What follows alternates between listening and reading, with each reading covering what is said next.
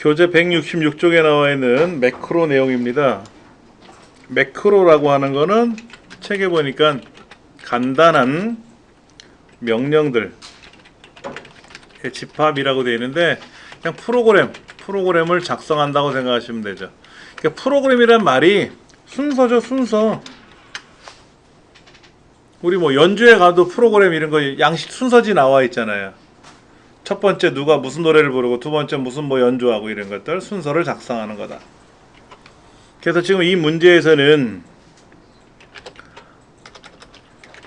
합계 영역에 성명별 합계를 자동 합계 기능을 이용해서 계산하는 매크로를 작성하라, 이렇게 문제가 나와 있던 거예요. 그 다음에 이제 매크로 이름은 합계라고 써 있어. 합계라고 돼 있고요. 여기 합계라고 돼 있고, 그 다음에 나오는 게 또 뭐냐면은 단추를 이용하여 작성을 하고요. 그 다음에 이제 텍스트를 합계로 입력하래요. 매크로 이름이 합계 그러면 글자도 합계예요. 매크로 이름이 셀 음영 그러면 글자도 셀 음영 이렇게 들어가는 거죠. 그러면 이걸 어떻게 할 거냐면요. 순서가 1번 매크로를 먼저 작성합니다. 두 번째 단추를 그려서 매크로를 연결할 겁니다. 책에서는 단추를 그려가면서 매크로를 연결하는 거를 해놨는데 실수를 하면 아주 애먹어요. 그래서 매크로를 먼저 작성해 놓고 그 다음에 이제 단추를 연결해서 해보는 걸 한번 해볼 겁니다. 먼저 예행 연습 한번 해볼게요. 합계를 그리는 거, 합계를 작성하는데 는 국어 점수 더하기, 영어 점수 더하기, 수학 점수 더하기 이런 식으로 이렇게 계산하면 안 된다는 얘기죠. 왜? 이건 자동합계 기능이 아니거든요. 자동합계 기능은 이거예요, 여러분들. 요렇게 블록 잡아가지고 수식에 가서 자동합계 누르면 그냥 바로 합계 들어가요. 여기만 블록 잡아가지고 자동합계 눌러도 들어갑니다. 얘를 클릭해서 자동합계 눌렀다가 답이 나오면 자동 채우기 뚜룩 했잖아요. 이렇게 하셔도 되고, 한꺼번에 범위를 설정해 줘가지고 그냥 자동합계 버튼 눌러주면 한꺼번에 들어가요. 어떻게든지 자동합계를 이용하라는 얘기죠. 그럼 이 순서는 어떻게 됩니까? 제일 먼저 자동합계를 계산하고자 하는 곳을 일단 와야죠. 그 다음에 자동합계 명령을 걸든지 말든지 해야 되겠죠? 걸었으니까 엔터를 쳐서 답을 확인하고, 그 다음에는 자동 채우기 기능을 이용해서 쭉 채워줄 거란 말이에요. 이러면 끝났죠. 그렇죠? 요대로 두셔도 되고 밑에를 클릭하셔도 상관없어요. 요 단계로 매크로를 연결할 겁니다. 매크로는 그렇게 작성하는 건데, 첫 번째 매크로 작성을 한번 볼게요. 매크로 작성을 하는데 첫 번째가 뭐냐면 합계를 계산하기 위한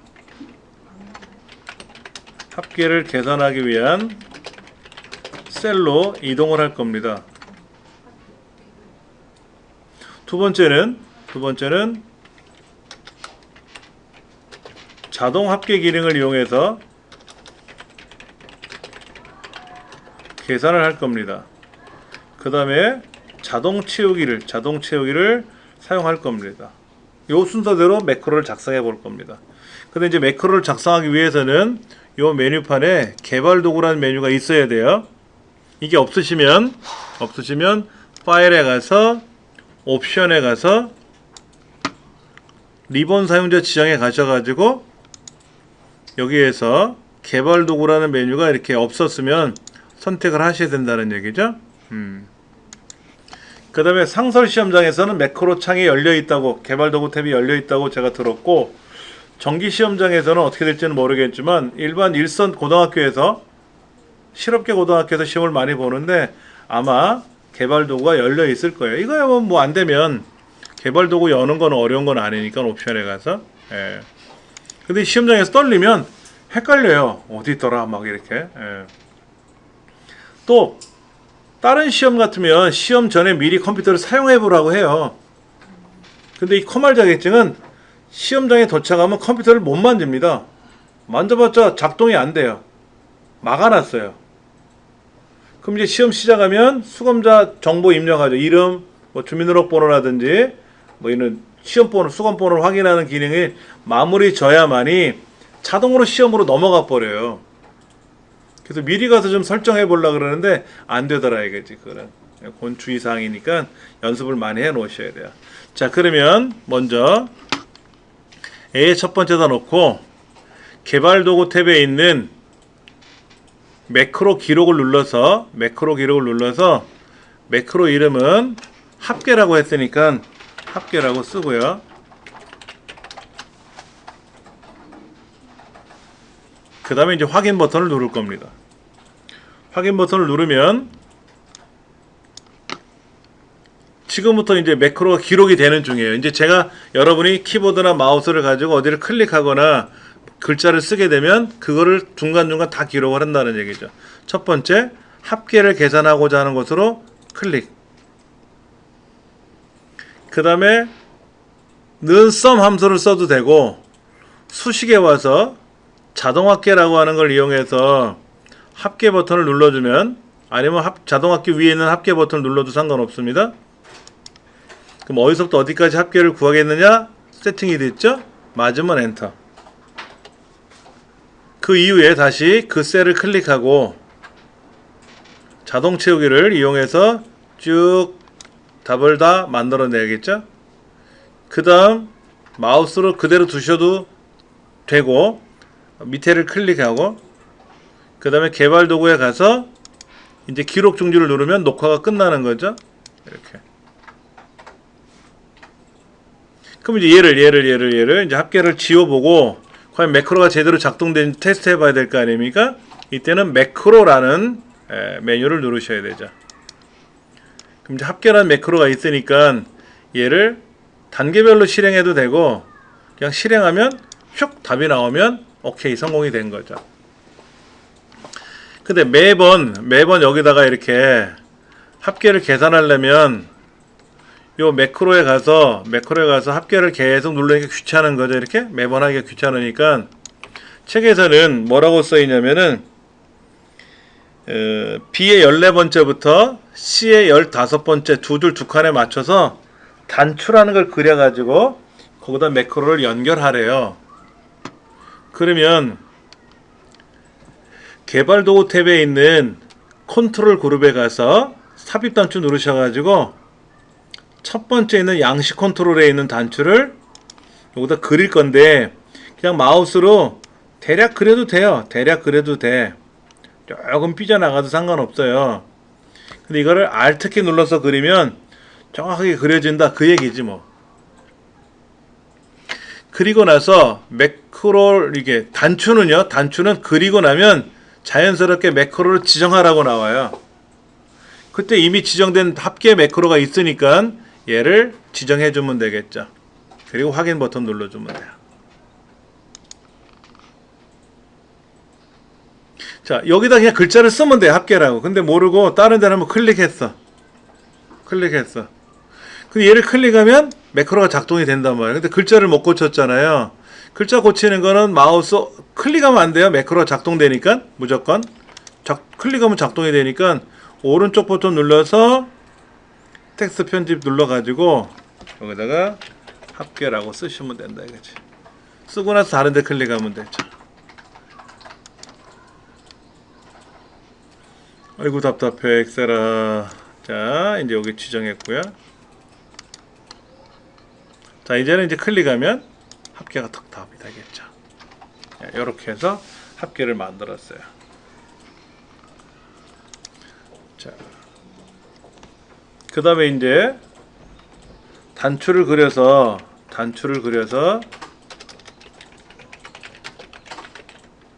매크로를 연결할 때 쓰는 건데, 첫 번째 단추를 그릴 때 Alt키를 누른 상태에서 그리면 셀의 크기만큼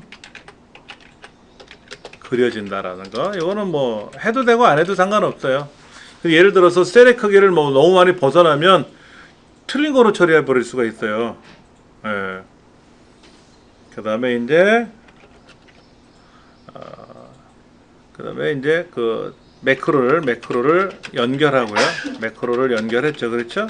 그 다음에 합계라고 합계를 입력하면 되는데, 이때 그 단추에다가 마우스 오른쪽 버튼 눌러서 텍스트 편집 눌러서 고쳐도 상관없다 하는 거 기억하시면 될 것 같아요. 그렇게 처리하시면 되고. 자, 두 번째 문제를 한번 볼게요. 두 번째 문제는 A의 세 번째부터 F의 세 번째까지를 빨갛게 칠하는 거예요. 그러면 이제 매크로 기록 눌렀을 때 매크로 이름은 셀 음영이라고 지정하라고 했으니까 셀 음영 지정하고, A의 세 번째부터 F의 세 번째 블럭 잡아서 홈 탭에 있는 페인트 톤 그림, 얘를 빨갛게 칠하면 되겠죠. 그리고 나서 개발 도구에 와서 기록 중지 누르면 되겠지. 예. 한번 해볼게요. 제일 먼저 아무데나 일단 클릭해 놓으세요. A의 첫 번째 하는 게 가장 보기 좋고. 자, 매크로 기록 버튼 누르고, 매크로 이름은 셀 음영 확인. 그러면 이제 기록을 하고 있는 중이죠. 그러면 제가 마우스로 첫 번째 줄에 있는 항목들 블럭 잡고 홈에 가서 가가가 옆에 있는 페인트 통을 눌러가지고 표준색 계열에 있는 빨강을 클릭할 겁니다. 이대로 두셔도 되고 다른 데 클릭하셔도 되고. 그럼 이제 개발 도구에 가서 다시 매크로 이제 기록 중지를 눌러야 되겠죠. 그럼 얘는 원래 색깔이 얘가 아니라 아무것도 색깔이 없었는데, 개발 도구에 가서 매크로 버튼을 눌렀을 때 거기에 셀 음영이라는 매크로가 있었으니까 얘를 실행하면 빨갛게 변하죠. 그렇죠? 그러니까 매번 일을 내니까 귀찮은 거라, 매번 일을 내니까 귀찮아서 여기 한 칸 건너뛰어서 두 줄 두 칸에다가 글자를 쓰래요. 삽입에 가서 개발 도구에 있는 단추는 여기서 그리는 거지만 일반 도형은 삽입이라는 메뉴에 가서 도형을 그립니다. 이때 도형에 나오는 종류는 그 사각형 그룹에 있는 두 번째 거. 그래서 마우스를 쓱 갖다 대면 밑에 설명이 뜨잖아요. 모서리가 둥근 직사각형이냐 이런 거. 그 다음에 기본 도형에 있는 세 번째 줄 두 번째 칸 빗면이라든지, 아니면 그 옆으로 쭉 가다 보면 웃는 얼굴 같은 거 있어요. 웃는 얼굴 같은 거. 뭐 이런 거를 사용하라고 하든지 뭐 알려줄 거라고. 우리 여기는 지금 도형에 가서 사각형에 가서 모서리가 둥근 직사각형을 선택하라고까지 설명해 놨잖아요. 얼마나 친절해. 더 이상 어떻게. 그럼 얘를 클릭하고 여기다가 그냥 그리셔도 되고, Alt키 눌러서 그리면 셀의 크기만큼 똑 끊어지더라 이거지. 근데 도형은요? 도형은 그냥 도형이기 때문에 그리고 나면 가만히 있어요. 아까 단추는 그리고 나면 매크로를 연결하라고 뜨는데 도형은 그런 메시지가 안 뜹니다. 그러면 이제 도형에다가 글자를 써야 되죠. 셀 음영이라고 쓰고 그냥 클릭하고 쓰시면 돼요. 셀 음영이라고 쓰시고, 이 도형을 선택을 다시 한 후에 글자를 쓰고 나서 도형을 자체를 다시 선택해 보세요. 그리고 홈이라는 메뉴에 오시면은 이 도형에 가로 가운데 맞춤, 세로 가운데 맞춤이 있어요. 가로 가운데, 세로 가운데. 이 문제에서 텍스트 맞춤을 가로 가운데, 세로 가운데로 설정하라고 하는 게 있는지, 그런 말이 없는데 해버리면 틀린 거고, 하라고 했는데 안 하면 틀린 거고. 예. 잘 확인하셔야 돼요. 어떤 문제에는 텍스트 맞춤에 대한 언급을 안 하는 경우도 많아요. 무작정 하시면 안 됩니다. 그 다음에 이제 여기다가 마우스 오른쪽 버튼 누르면 매크로를 지정할 수도 있고 하이퍼링크를 지정할 수도 있어요. 근데 이제 매크로 지정하는 게 바로가기 메뉴상에 하나 있으니까 얘를 클릭하겠죠. 그럼 여기에서 셀명을 선택해 주는 겁니다.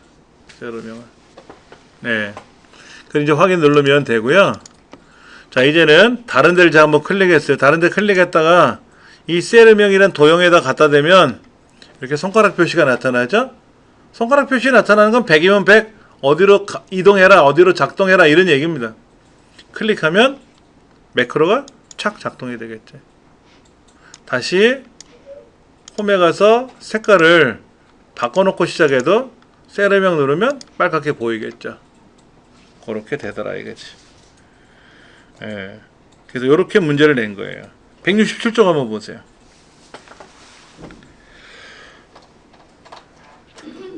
리본 메뉴에 있는 개발 도구 탭을 추가해야 되기 때문에 파일 옵션에 가서 개발 도구라는 메뉴에 있는 항목을 선택해 주면 상단에 이제 개발 도구라는 메뉴가 떴으니까 이 개발 도구라는 메뉴를 이용해서 여러분이 매크로를 작성하는 거예요. 근데 이제 책에서는 단추를 먼저 그리고 시작을 했고 저희는 매크로를 먼저 작성하고 시작했고, 예. 그렇게 해서 쭉 넘기시면 뭐 어차피 결과는 동일한데 실수했을 때 걱정 없이 다 해도 되더라는 거죠. 177쪽 한번 보세요. 177쪽 기출 01번 문제. 두 문제입니다. 매크로는 항상 두 문제예요. 계산하는 문제가 하나 나오고요. 합계나 평균 이런 문제가 하나 나오고 뭐 색깔을 지정하거나 테두리 선을 그리나거나 서식 지정 문제가 하나 나오고, 그래서 항상 두 문제가 나옵니다. 5점짜리 두 개. 첫 번째 수령액이라는 글자 항목으로 와야 되니까 매크로 기록을 눌러서 매크로 이름은 수령액이라고 쓰고요. 확인 누르고 이제 그때부터 기록이 들어갔으니까 첫 번째 항목에 와서 는 본봉자리 선택하고 더하기 수상자리도 더해주고 빼기 세금 계산해야 되겠죠. 그거를 자동차기 쭉 하면 되죠. 이걸 이제 끝났으니까 매크로 기록 중지 눌러야 되겠고요. 이렇게 중지됐고, 매크로가 이제 기록이 됐으니까 여기다가 단추를 B14번째부터 B15 여기다가 이제 단추를 그릴 겁니다. 삽입해 가서 단추 해가지고 그리겠죠. 자, 수령액이라는 매크로를 연결하면 되죠. 글자는 수령액 쓰면 되죠. 그러면 이제 얘들을 지워놓은 상태에서 이거를 클릭하는 순간 답이 슝 하고 나오면 되는 거죠.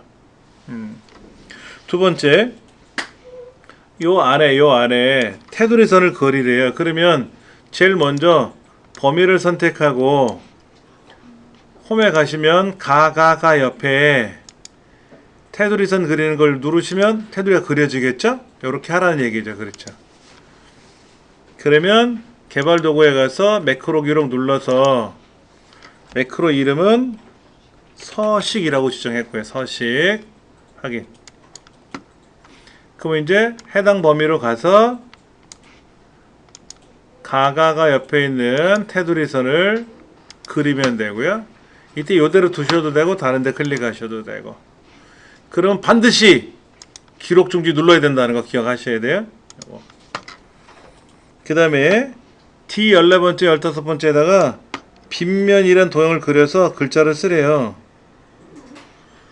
그러면 여기다가 삽입에 가서 도형에 가서 기본 도형에 있는 아까 그 빗면 세 번째 줄 두 번째에 있던 빗면을 이렇게 그리는데 여기다가 서식이라고 쓰는데 여기는 가로 가운데 세로 가운데 맞춤이라는 말이 언급이 안 돼 있죠. 이거 하시면 안 돼요. 이대로 두시고 여기다 오른쪽 버튼 눌러서 매크로 지정하는 것만 서식에다가 연결만 하면 되죠. 그러면 얘네들이 선이 없었는데 아까 선이 없었는 시절에 서식 버튼 누르면 선이 착 그려지면 되는 거죠. 그걸 한번 연습을 꼭 하셔야 돼. 선이 없었는데 서식이란 단추 누르면 오케이 하고 서식이 그려지더라. 그러면 맞춘 거다 이거죠. 예. 그 다음 페이지에 판매 수량의 평균 계산하는 매크로 평균이라고 지정하고 단추에다가 글씨 쓰고 그 다음에 쉼표 스타일 지정하는 거 만들어서 마찬가지로 또 매크로 만들고 기출 02번에 관한 문제입니다. 여기 평균 계산하는 게 하나 나오고요. 평균 계산하는 거. 평균 어떻게 계산하면 돼요? 수식에 가서 자동학계 가서 평균 누르면 평균 이렇게 블럭 잡아서 에버레이지 함수 써주거든요. 이렇게 하셔도 되고 는 에버레이지라고 쓰시면 함수 쓸 수 있고 마우스로 범위 정해주고 엔터. 그리고 자동 채우기하면 되는 거죠. 이렇게 해갖고 함수 한번 평균 계산하고 매크로 작성해 보세요. 두 가지다. 시작. 제일 먼저 개발 도구에 가서 매크로를 기록을 할 겁니다. 매크로 이름은 평균이라고 되어 있네요. 평균이라고 쓰시고 확인 누르시고 여러분이 만약에 매크로를 만들어 나가시다가 중간에 망치면 그냥 기록 중지하세요. 그거 다시 만드시면 됩니다. 그 매크로가 예를 들어서 이렇게 하다가 뭔가 다른 데 가서 헤매다가 이렇게 망쳤단 말이에요. 이렇게 그러면 기록 중지하시고 다시 매크로 기록하세요. 평균이라고 확인 누르면 어머 이미 있네요 라고 하면 예 바꾸시면 됩니다. 그리고 요 자리에 평균이 들어가는 거 아닙니까? 그러면 수식에 가서 그냥 평균 누르시면 평균이 알아서 들어가고요. 이렇게 들어가는데 문제는 요 소점 이하가 문제예요. 그래서 하나씩 평균을 계산하고 그 다음에 자동 채우기 하면 답이 나오는 거예요. 그렇죠? 아까랑 좀 다르죠. 그렇죠? 근데 제가 아까 합계 평균 계산하고 또 평균 했잖아요. 그럼 매크로가 이중으로 들어갔잖아요. 그 잽싸게 또 기록 중지 다시 눌러서 다시 처음부터 다시 해볼게요. 매크로 기록. 덮어 쓰겠습니까? 이해하시면 되고 여기다 놓고 는 에버레이지라고 써도 되지만 자동학계에 있는 평균 누르셔도 되죠. 얘네들의 평균 엔터.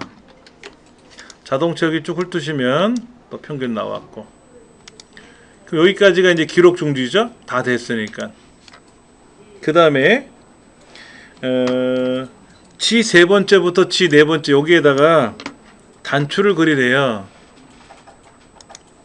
단추 그리는 거야 뭐 그리라고 하는 곳에서 그리면 되고 이때 평균 선택해 주면 되고 이때 평균으로 고치면 되고 자 얘를 선택하면 평균이 나타나고 오케이. 그 다음 두 번째 쉼표 스타일을 지정하는 거예요. T 세 번째부터 13번째까지 여기까지 쉼표를 찍는 거죠. 요거 쉼표를 찍는 거죠. 이렇게 원래는 이렇게 돼 있었는데 일반으로 돼 있었던 애를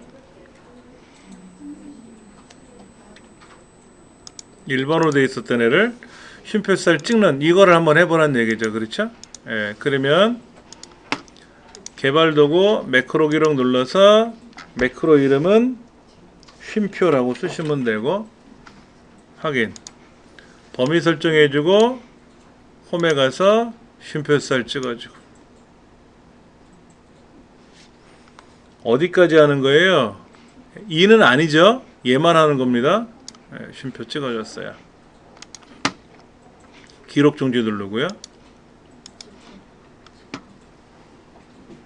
그 다음에 요 두 칸에는 쉼표라는 도형을 그려가지고 육각 도형이죠.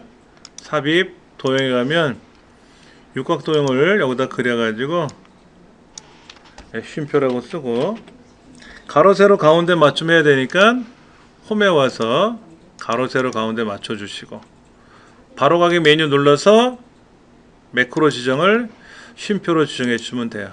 자 그러면 끝난 건데 우리 책하고 다르죠? 이 부분이 다르잖아요. 이 부분이. 자, 제가 평균 계산해 볼게요. 평균.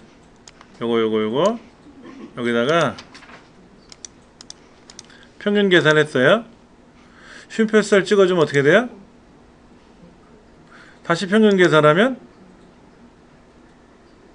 이렇게 됐어요. 왜 그런지 아세요? 여기가 지금 쉼표살이 아니었는데 얘를 평균을 계산하면 소점 이하가 발생되던 안 되던 간에 쉼표살 찍어주면 소점 이하가 발생되지 않잖아요. 반올림 하잖아요. 이렇게 되는 게 맞아요. 근데 쉼표를 선택해주고 나면 소점 이하가 발생하지 않게끔 반올림 되게끔 쉼표가 찍혀버렸잖아요. 그리고 평균을 다시 계산하면 여기가 소점 이하가 없잖아요. 없으니까 얘도 소점 이하가 안 나오는 거예요. 그래서 결과가 이렇게 보이는 겁니다. 그 다음에 계속 찍어도 나타나니. 원래대로 한다면 얘가 쉼표가 없는 거고, 그래서 평균을 계산하면 얘가 맞는 거고, 쉼표를 지정하려면 여기만 쉼표가 들어가는 거고, 근데 평균을 한번 더 계산하는 순간 요 쉼표로 지정된 결과가 여기에 또 들어가는 바람에 이렇게 보인다는 얘기지. 상관은 없어요. 이렇게 하시던 저렇게 하시던 간에. 예. 요렇게 해서 우리가 이제 원하는 대로 지정을 했다라는 얘기죠. 차트 문제가 나왔어요. 우리가 이제 이론적으로 필기 공부할 때서 차트에 관한 종류라든지 차트에 관한 뭐 여러 가지 성격이라든지 이런 걸 이제 물어봤는데, 실기 시험에서는 차트를 직접 작성해라, 또는 이미 작성한 차트를 바꿔라, 또 차트 속에 들어있는 데이터 영역을 고쳐라 하고 여러 가지 중에 하나를 내겠죠. 그러니까 차트 문제는 첫 번째 어떤 게 나올 수 있냐면요, 신규 작성, 차트를 만드세요 라고 해요. 처음부터.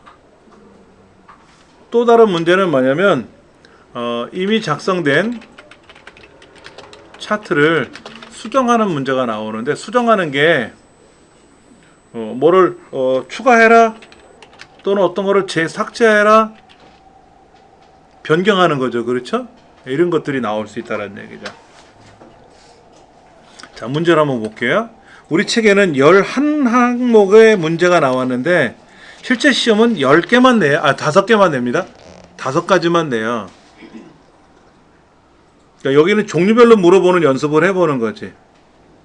그 중에 이제 5개만 나오는 거고, 1번 품명별로 불량률이라는 애가 있고 생산 비용이라는 애가 있는데, 이 품명하고 불량률, 생산 비용이 차트에 들어갈 수 있게끔 차트를 만들어 보라는 얘기예요. 결과는 181쪽 하단에 나와 있어요. 그렇죠? 예, 요대로 출력하면 이렇게 만들어내면 되는 거죠. 한번 해보겠습니다. 먼저 품명을 블럭을 잡아요. 품명이란 글자부터 블럭을 잡습니다. 그 다음에 컨트롤 키를 누르고 불량률이라는 영역과 생산비용이라는 영역을 항목 이름까지 포함해서 반드시 이렇게 블럭을 잡습니다.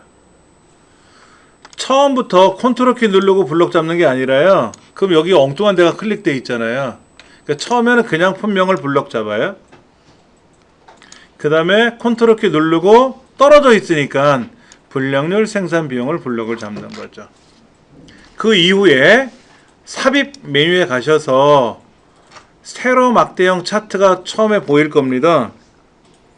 예, 얘를 클릭하고 첫 번째 나와 있는 묶음 세로 막대형을 선택할 겁니다. 그럼 차트가 이렇게 만들어져요. 그럼 기본 차트 1번은 이렇게 범위를 지정해서 만들라고 했잖아요. 그럼 1번 점수 주는 거죠. 2점. 5문항이니까 2점이에요. 예. 2번 차트 종류를 자세히 보는데 여기는 좀 빨간색하고 파란색이 있어야 되는데 파란색은 안 보이죠? 왜? 여기 자세히 보세요. 불량률은 100%가 돼야 1인데 10%도 안 돼. 1도 안 돼. 1도. 그래서 비용은 8자리 숫자야. 그러니까 너무 간격 차이가, 숫자 차이가 많이 나서 불량률 자체가 안 보이는 겁니다. 그래서 이때는 불량률이나 생산 비용을 바꿔야 돼요. 다른 거로. 다른 종류로 바꿔줘야 돼요. 그래서 불량률이란 파란색은 현재 묶음 세로 막대형인데 안 보여서 그런 거지. 그대로 두고 생산 비용 빨간색을 클릭하고 나서 차트 도구 잠깐만 보세요. 지금 차트 영역을 클릭하면 위에 차트 메뉴가 별도로 뜨죠? 차트가 아닌 워크시트를 선택하면 개발 도구까지 뜨는 거고, 차트를 클릭했을 때 이때 생산 비용이라고 하는 빨간색 계열을 클릭하고 나서 차트 도구 디자인 메뉴에 가시면 차트 종류를 변경할 수가 있어요. 물론 빨간색에 가서 바로가기 메뉴를 누르시면 이렇게 차트를 바꿀 수도 있어요. 차트 자체를 선택하고 차트 종류 변경을 누르는 게 아니라 빨간색 계열을 클릭하고 나서 차트 종류 변경을 하시는 겁니다. 그리고 꺾은 선 중에 네 번째 거를 꼭 쓰라 그래요. 얘는 변동이 없었어요. 그냥 꺾은 선을 클릭하면 네 번째 거고, 아예 처음부터 그냥 네 번째 거 클릭해도 되고. 확인 누르면 이렇게 보이죠?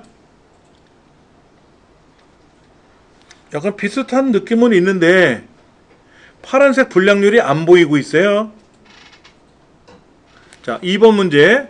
차트 종류 중에서 불량률이라고 하는 파란색은 보이진 않지만 현재 막대 그래프로 되어 있는 형태고요.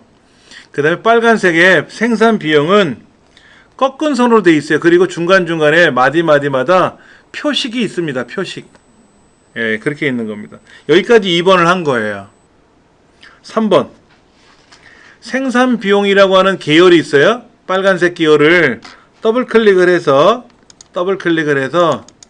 보조축으로 보낼 겁니다. 자, 생산비용 계열은 보조축으로 지정하세요 라고 써 있잖아요. 그 옆에다가 메모하세요. 생산비용 계열을 더블 클릭한다. 그럼 바로 이렇게 보조축으로 넘길 수가 있어요. 그러면 차트가 이렇게 우리 책하고 답안지하고 비슷한 형태로 뜰 겁니다. 확인해 보세요. 왜 그러냐면 불량률은 1도 안 되는 숫자고 생산비용은 8자리 숫자인데 이거를 같은 왼쪽에 있는 숫자로 보려니까 안 보였던 거예요. 불량률이. 근데 이번에는 빨간색 계열을, 빨간색 생산비용을 오른쪽 보조축으로 넘기다 보니까 왼쪽에 있는 기본축도 그대로 보이고 오른쪽 보조축도 제대로 보이는 셈이죠. 이거를 이중축 혼합형이라고 합니다. 181쪽에 오른쪽 밑에 있는 차트 종류 옆에다가 이중축 혼합형이라고 메모해 주세요. 근데 차트 종류에는 이중축 혼합형이란 말은 없습니다. 네, 없어요. 자, 왼쪽에 퍼센트가 보이는 데가 기본축, 오른쪽에 커다란 숫자가 보이는 쪽이 보조축, 그래서 이중축. 그 다음에 막대 그래프도 보이고 꺾은 선 그래프도 보이니까 혼합형이라고 부르는 겁니다. 얘가 시험에 가장 많이 나오는 유형이에요. 자, 3번까지는 했어요. 자, 그 다음 이 차트를 끌고 갈 건데 끌고 가셔도 되고, 요 왼쪽 모서리 있잖아요. 왼쪽 모서리를 이렇게 조절할 수도 있어요. 이렇게 크기를. 이거를 Alt키 누르고 A13에다 끌고 가고, 오른쪽 하단을 마우스로 드래그해서 크기 조절할 때 Alt키 눌러서 F27까지 가시면 이렇게 A13부터 F27까지 정확하게 셀 영역을 지정해 줄 수가 있어요. 아까 도형 그릴 때 Alt키 눌러서 조정했듯이 마찬가지로 이미 그려진 도형도 차트도 Alt키를 누르고 조정하시면 된다. 4번 옆에다가 설명을 Alt키를 이용하여 이동을 하거나 크기 조절을 하면 된다라고 메모해 주세요. 책에서는 뭐 설명이 돼 있을 겁니다. Alt키 눌러서 한다는 거 써 있을 겁니다. 그 다음 4번까지는 사실은 어려운 거는 아닌데 처음 접하시니까 혼동스러운 거고 헷갈리는 것 뿐이겠죠. 5번은 몇 가지를 하라고 했냐면 차트 제목을 만들어야 되고요, 세로 갑축도 만들어야 되고요, 보조 세로 갑축 제목도 만들어야 돼요. 근데 그걸 또 다 세로 제목으로 만들어야 되고 또 글자를 그렇게 만들래요. 같이 한번 해볼게요. 이 차트를 클릭하면 차트와 연관된 메뉴가 별도로 뜬다고 했는데 세 가지가 있어요. 디자인, 레이아웃, 서식. 엑셀 2013으로 가면 레이아웃이 없습니다. 그게 디자인 안에 들어와요. 레이아웃 자체가 디자인 안으로 들어옵니다. 근데 어차피 우리는 2010으로 보니까 디자인, 레이아웃, 서식 셋 중에 하나를 이제 공부를 하셔야 되는데 하나가 아니라 다 공부하셔야 되겠죠. 첫 번째 디자인은 이렇게 차트 종류를 변경한다거나 아니면 데이터에 가로 세로를 바꾼다거나 뭐 이런 식으로 가능하고요.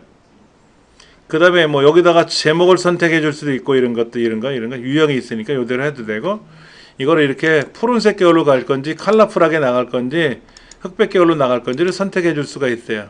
이 중에서 이렇게 할 건지 아니면 뭐 이렇게 할 건지 아니면 처음부터 이걸 할 건지 이렇게 그런 것들이 있어요.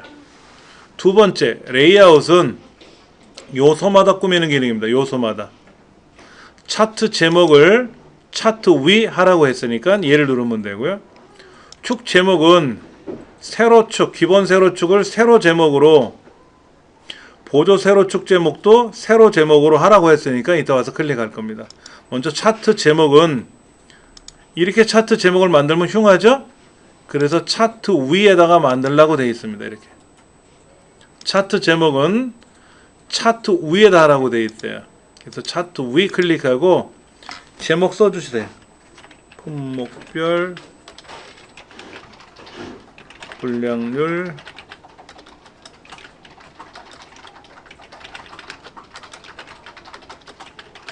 및 그리고 글자를 다 쓰고 나면 다른 데를 클릭해도 되고 ESC 한 번만 눌러도 완료가 돼요. 글자를 써놓고 나서 엔터 치면 큰일 납니다. 엔터 치면 내려가요. 안 돼요. 일반적으로 우리가 글을 쓰고 엔터 치면 마무리가 되지만 여기서는 안 돼요. 그래서 다른 데를 클릭하셔야 돼. 아니면 ESC 눌러도 되고. 자, 그 다음 축 제목에 가서 기본 세로 축 제목이죠. 거기 가서 세로 제목을 클릭하시고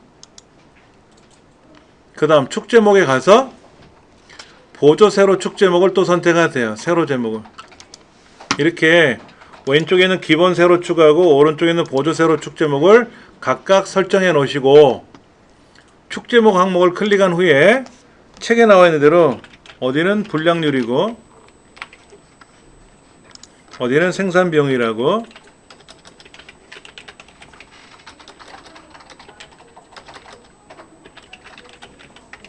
제목을 써주시면 돼요.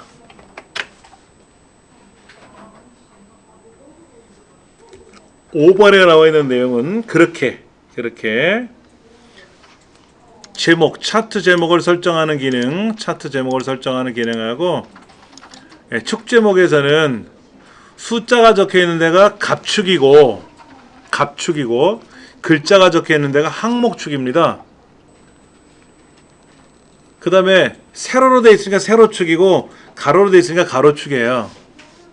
왼쪽 하단이 왼쪽이나 하단을 아래쪽을 기본축이라고 하고 오른쪽이나 위쪽을 보조축이라고 합니다. 예. 그 다음 축 제목의 글자를 쓸 때는 이렇게 잠깐 보시면 가로로 제목을 만들 수도 있고, 근데 가로로 만드니까 어떻게 돼요? 공간을 많이 차지하잖아요. 그래서 축 제목을 세로로 회전시킬 수도 있어요. 이렇게 회전시킬 수도 있습니다. 이렇게 하지 말고 책에서는 그냥 세로 제목을 만드세요 라고 했던 거죠. 그렇게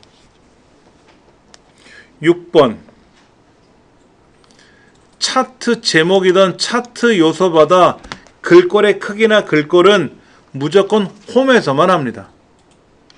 차트 도구라는 메뉴에서 하는 게 아니라 글꼴과 연관된 거는 홈이라는 메뉴에 가서 글꼴 바꿔주시고 크기 바꿔주시고 굴림이라는 글꼴을 선택하시고요. 굴림이라는 글꼴을 선택하시고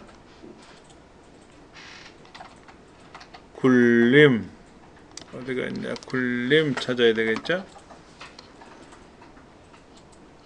굴림 찾으시고 크기는 14 줄이면 되겠네요.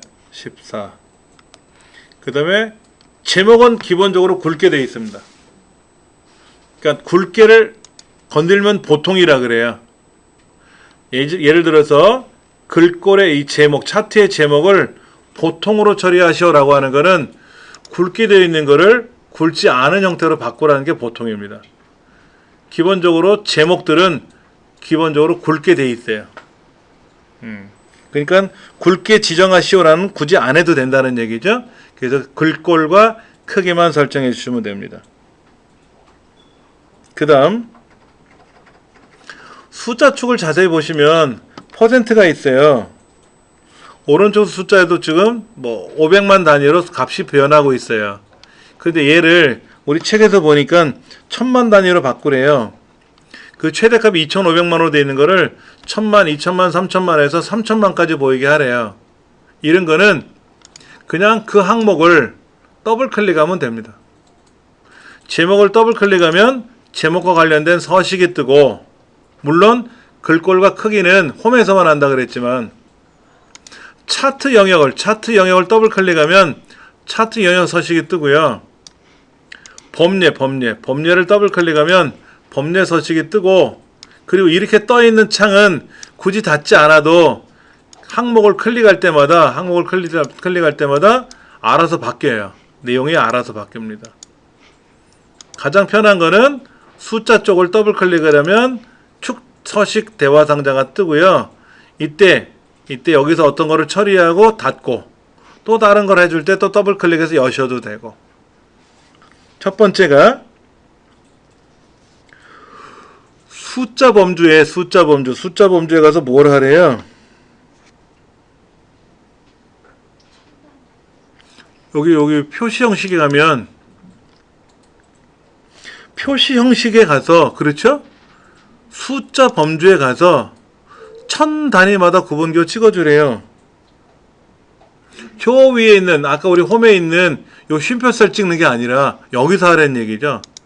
여기에서 더블 클릭을 해서 문제에 있는 대로 표시 형식에 가서 일반이 아니라 숫자에 가니까 자동으로 1000 단위마다 구분기가 찍혀 들어가지 않습니까?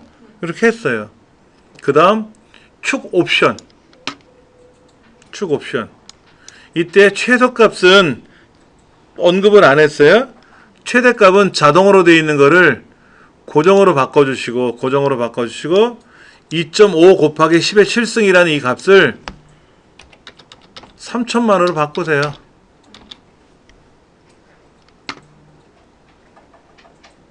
그 다음에 주 단위는 자동으로 되어 있는 거를 고정으로 바꾸시고 5 곱하기 10의 6승이라고 되어 있는 거를 1000만으로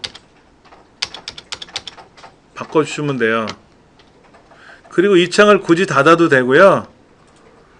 여기 있는 고정으로 바꿨지 않습니까? 그 고정이라는 글자를 눌러보시면 그렇게 바뀝니다. 닫게 하셔도 되고 어차피.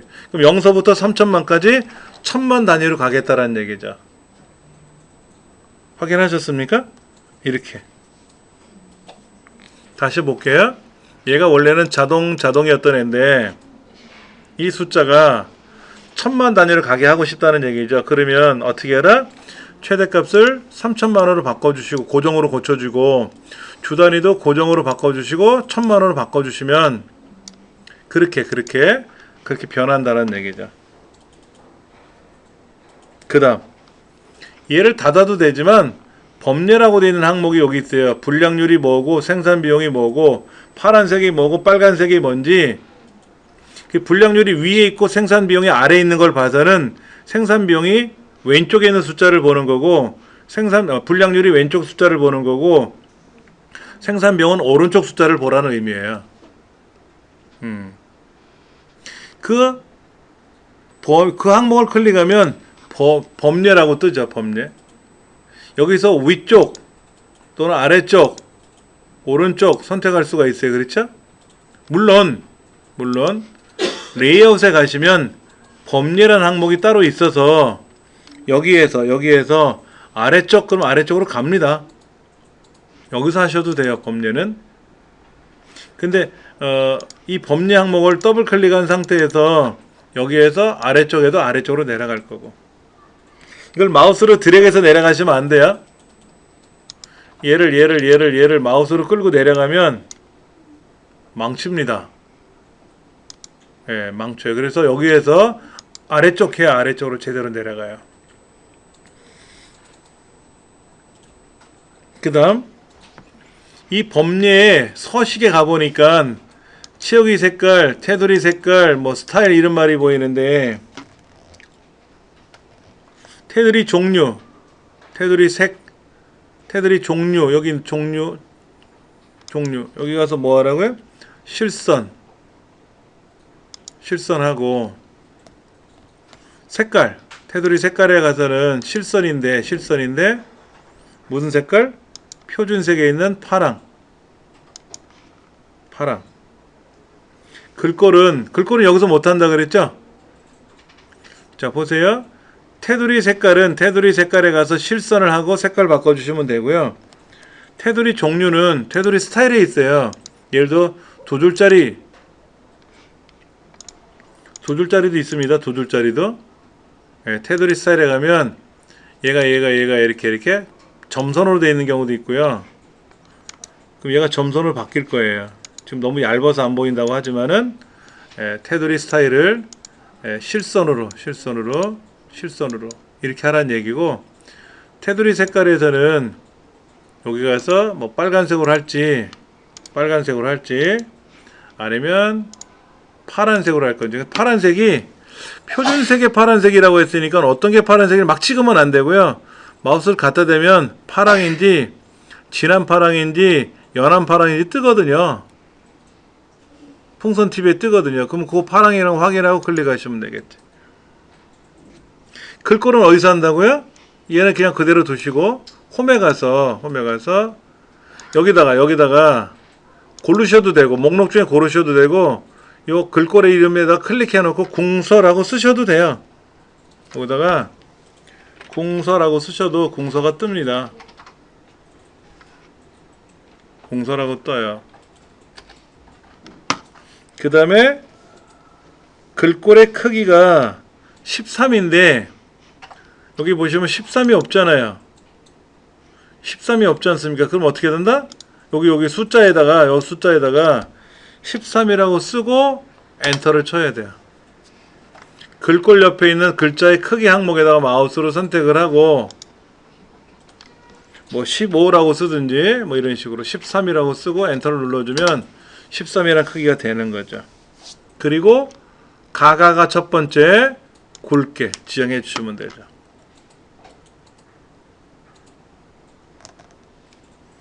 그 다음 이 책은 이제 닫으셔도 되고요. 요거 서식은 닫으셔도 되고, 불량률 계열에만 값을 표시하래요. 불량률이 지금 파란색 막대 그래프 아닙니까? 여기 잠깐 보세요. 차트를 클릭하고 레이아웃에 와서 레이블을 지정해주면 라벨이죠. 라벨 레이블. 어떤 값이나 글자인데 꺾은 선 그래프인 생산 비용도에 나타나고 불량률인 파란색 막대에도 나타나요. 차트를 선택하고 갔으니까. 근데 문제에 뭐라고 써 있냐면 불량률 계열에만 그랬거든요. 즉 파란색 막대 그래프를 클릭하면 파란색 막대 그래프만 선택되지 빨간 생산 비용은 선택이 안 되거든요. 이렇게 불량률 막대를 선택한 후에 레이아웃에 와서 레이블을 어디다 가래요? 바깥쪽 끝에 라고 클릭해 주시면 막대 그래프 끝자리에 값이 보이죠. 확인되셨어요? 막대 그래프 위에 값이 보이는 거죠. 그렇죠? 거꾸선 그래프엔 보이는 거 아니죠.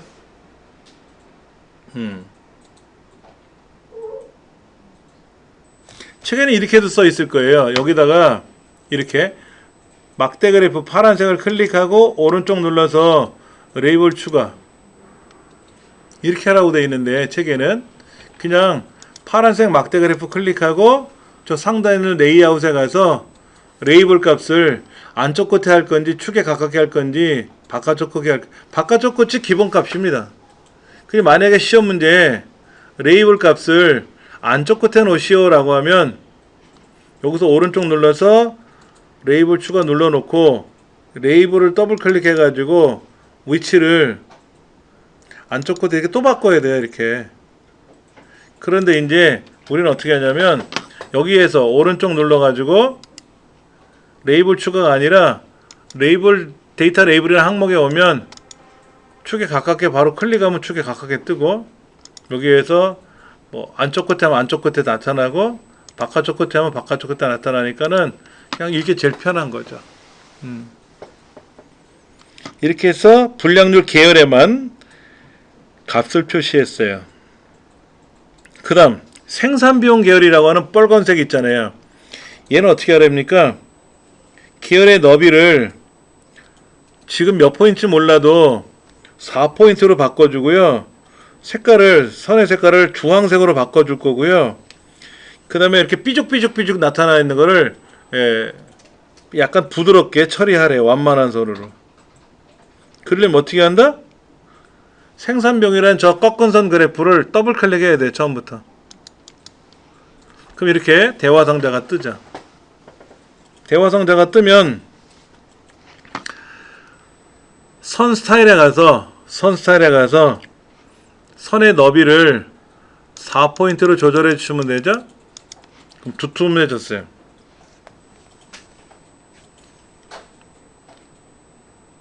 그러니까 중요한 거는 이 계열인지 어느 요소인지 차트 전체인지를 선택을 해서 더블 클릭을 하면 그와 연관된 메뉴가 뜨고요.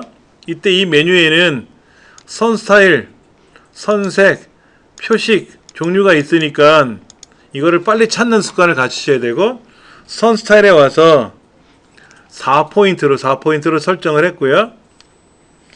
그 다음에 선색에 와서 여기 있는 색깔에 있는 거를 선택을 해서 표준색에 있는 주황. 우리 책에 약간 노랗게 보이는데 주황. 그 다음에 선 스타일 다시 오셔가지고 완만한 선 스타일이라서 완만한 선 빼면 삐죽삐죽 각이 지는데, 완만한 선의 항목이라는 데다 클릭을 하면 보들보들하게, 약간 부들부들하게 나타나더라 이거지.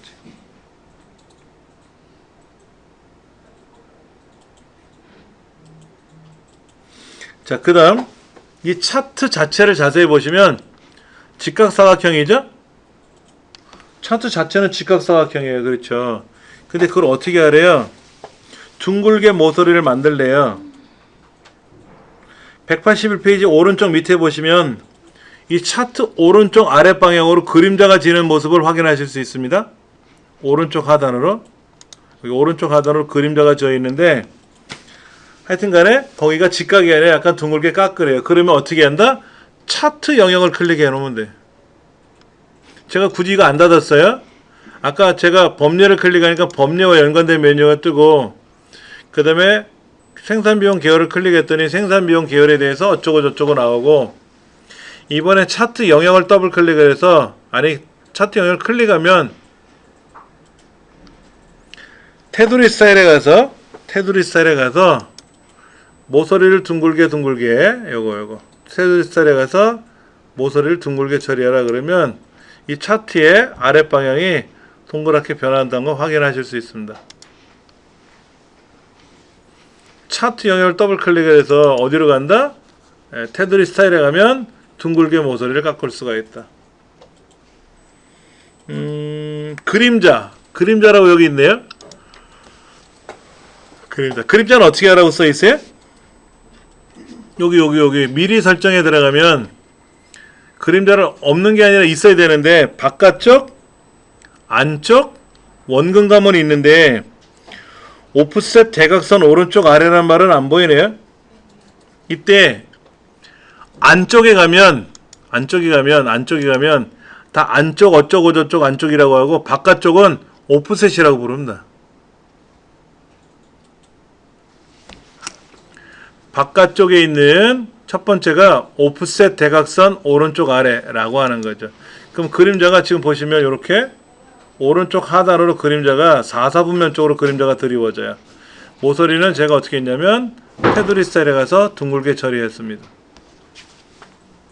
이렇게 해서 차트가 11문제를 풀어보는 거예요. 자, 그럼 우리 책에 있는 대로 한번 순서대로 한번 보도록 할게요.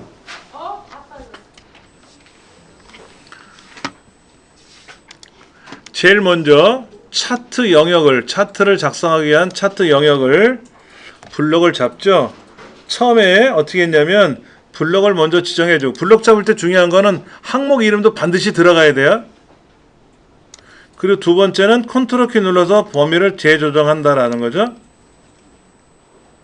그게 182쪽에 나와 있는 1번 설명입니다. 그리고 삽입에 가서 차트 영역 중에 세로 막대형을 선택을 합니다. 그리고 처음 거를 클릭해주면 현재 워크시트에 이렇게 들어가죠. 그러면 이거를 두고, 두 번째 생산 비용이니까 빨간색 아닙니까? 얘를 선택하고 마우스 오른쪽 버튼 눌러서, 즉 바로가기 메뉴상에 있는 계열 차트 종류를 변경해라, 이거로 바꿔라 이거죠. 근데 저는 얘를 선택하고 여기 와서 얘를 바꾸라고 했어요. 같은 겁니다. 이렇게 바뀌었고요. 그 다음에 3번이 이 빨간색 꺾은 선을 더블 클릭을 해서 보조축으로 보내야 된다 이거죠. 그럼 왼쪽 오른쪽이 달라지는 거고. 지금 183페이지에 4번 설명 보면은요, 생산 비용이라고 하는 애를 오른쪽 버튼 눌러서 계열 서식을 클릭하세요 라고 해놨어요. 이렇게. 근데 이렇게 하면 힘들어요. 그냥 빨간색 꺾은 선을 더블 클릭하면 서식이 뜹니다. 2010은. 2007에서는 더블 클릭을 하면 안 뜨고요. 오른쪽 버튼 눌러서 책대로 바로가기 메뉴상에서 제일 아래에 있는 서식 버튼을 눌러야만 열렸어요. 2010은 그럴 필요가 없어요. 왜 고생을 해? 그냥 더블 클릭하면 두들기면 답이 나오는데. 네. 183페이지 보조축에 가서 만들기 위해서 생산비용 계열을 더블 클릭한다 라고 하세요. 메모를 그렇게.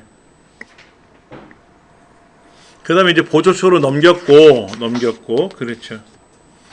그 다음에 이제 차트 위치를 앞으로 끌고 가겠죠. 이렇게 끌고 갈 때 Alt키 눌러서 끌고 가면 되고, 오른쪽 끝에 있는 영역은 크기를 조절할 때도 Alt키 눌러서 조절하면 되고, 이렇게 조절했다는 얘기죠. 그 다음에 185쪽에 보시면 차트 레이아웃에 가서 차트 제목도 만들어야 되고, 그 다음에 축 제목에 가서 세로 축 제목도 만들어야 되고, 보조 세로 축 제목도 만들어야 되고, 이렇게 만들어야 되는 거죠. 그게 이제 값이 185쪽에 나와 있는 거고요. 그 다음에 다음 페이지 넘기시면 축 제목도 만들어 놓으셔야 되는데, 축 제목을 하나 선택하고 글자를 쓰고, 또 보조 축 제목 선택하고 제목 써도 되고, 축 제목을 양쪽을 다 만들어 놓고 하나씩 글자를 써도 되고, 편하신 대로.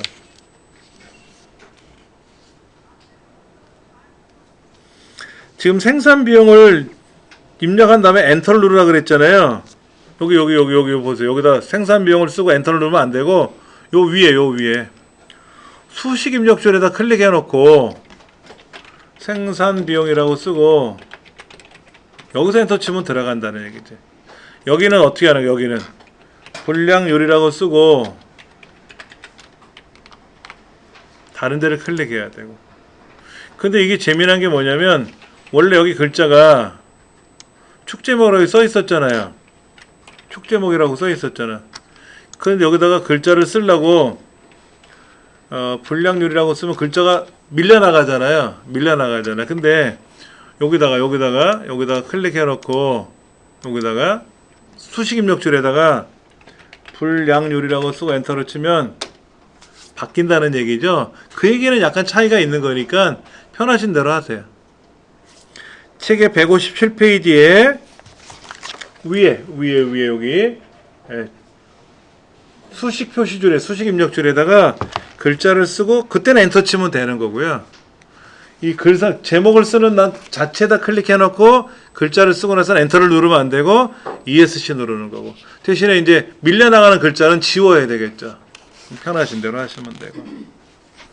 그 다음에 이제 차트 제목에다가 글꼴은 무조건 홈에서 꾸미는 거라 그랬고, 그 다음에 얘도 더블 클릭을 해서 제목 서식을 여러분이 꾸미실 수는 있는 거예요. 테두리 선을 뭐 안에 들어간 색깔을 노랗게 칠해라라든지 뭐 이런 것 가능하니까는. 그 다음에 이제 축서식이니까 왼쪽 오른쪽 여기 더블 클릭을 해서 지금 188쪽 15번 설명해 보면 마찬가지로 바로가기 메뉴에서 축소식을 선택합니다 그랬는데, 그냥 이 항목을 더블 클릭하면 열린다, 대화 상자가.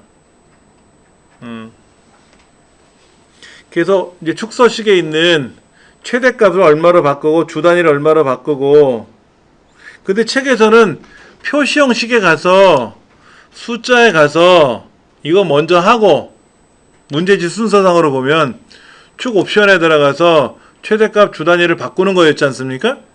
근데 우리 시험은 결과 중심이기 때문에 뭐를 먼저 해도 상관은 없어요.